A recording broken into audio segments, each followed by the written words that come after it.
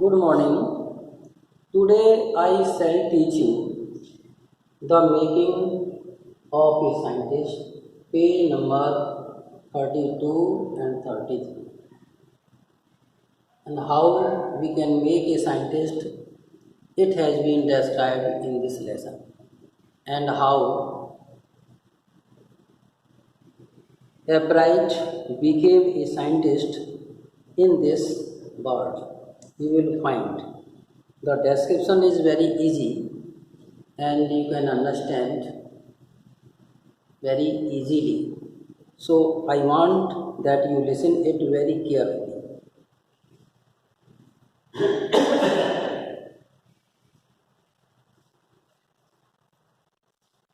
At the age of 20, a former scout of the year excited the scientist world with a new theory on how cells work.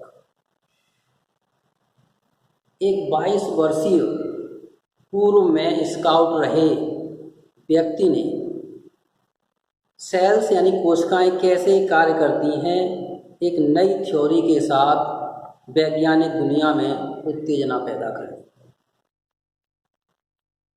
Richard H एब्राइट and his college roommate explained the theory in an article in the Proceedings of the National Academy of Science. Richard H एब्राइट और उसके college के room में रहने वाले साथियों ने proceeding of the national academy of science में एक लेख में उस थ्योरी का वर्णन किया।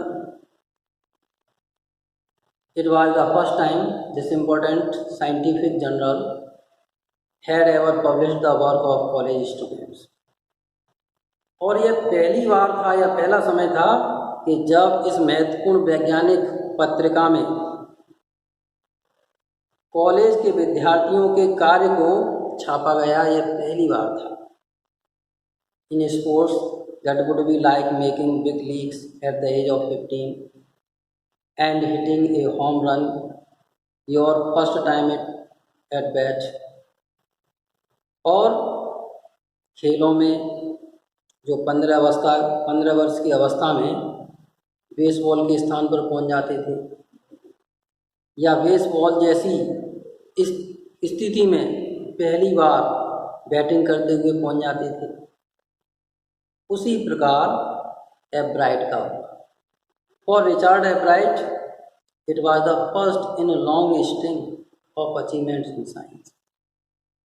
Albright के लिए यह विज्ञान में की एक लंबी रूपरेखा में पहली उपलब्धि थी।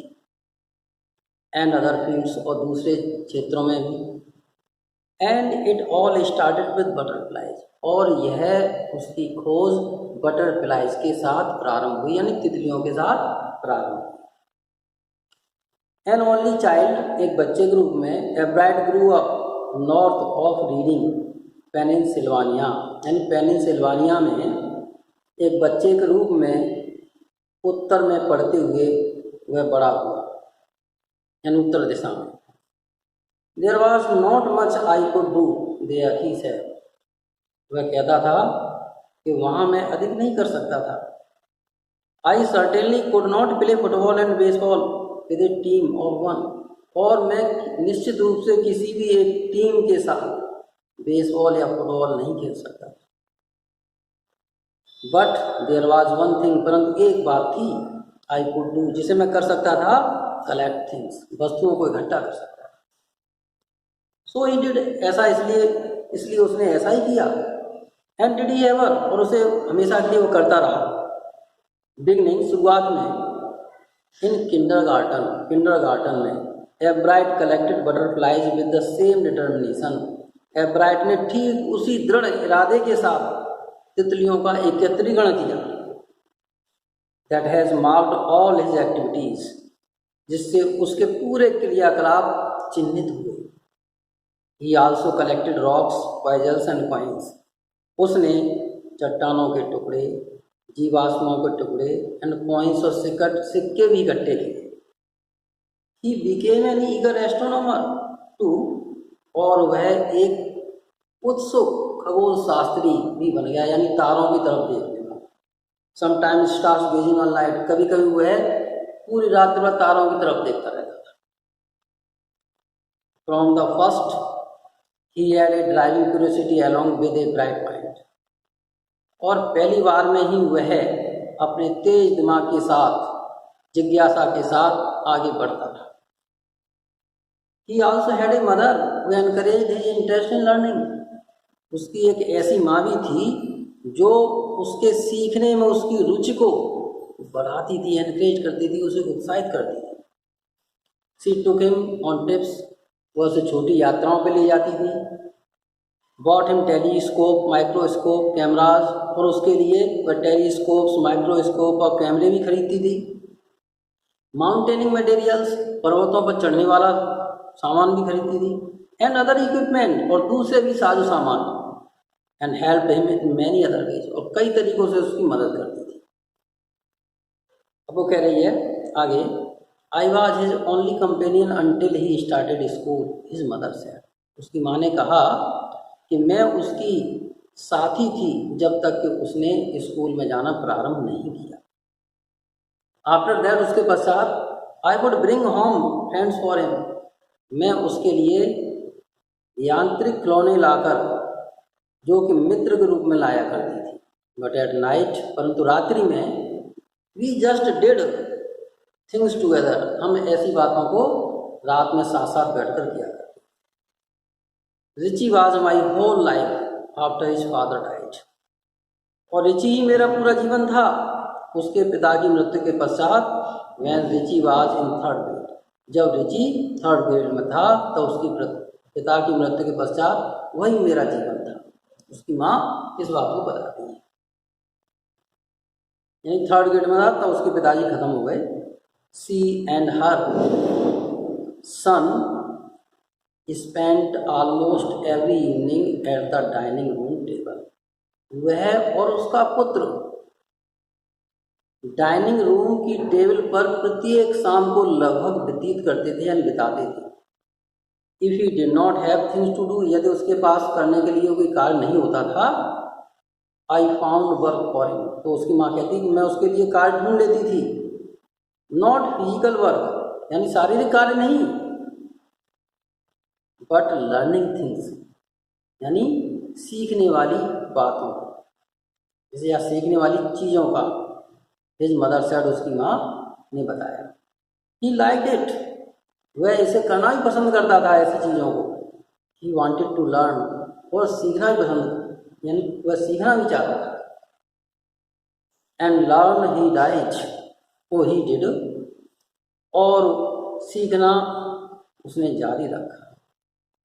ही earn top grades in school, वह स्कूल में टॉप ग्रेड्स लाता था, यानी टॉप ग्रेड पर रहता था।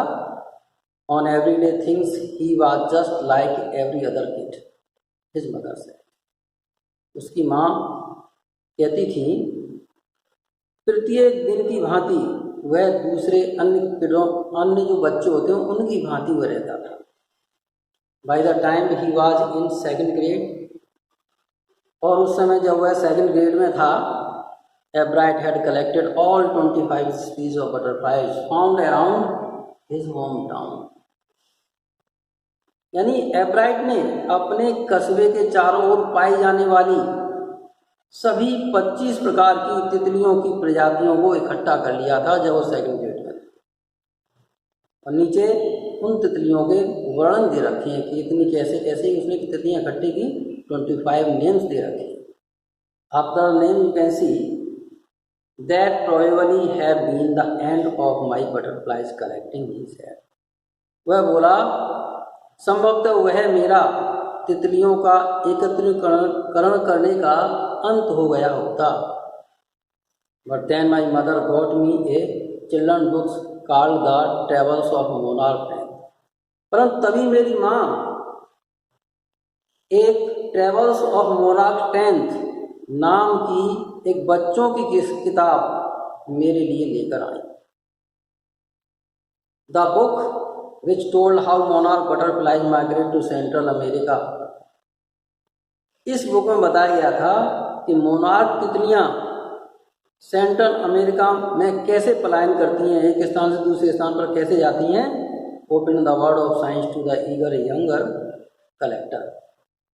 और इस बात ने उस उत्सुक नवयुग एकत्रीकरण करवाने के लिए विज्ञान के विश्व में यानी उसके लिए जगह खोल दी या जगह दे दी। Thank you and other pages I shall teach you on other day. Thank you so much.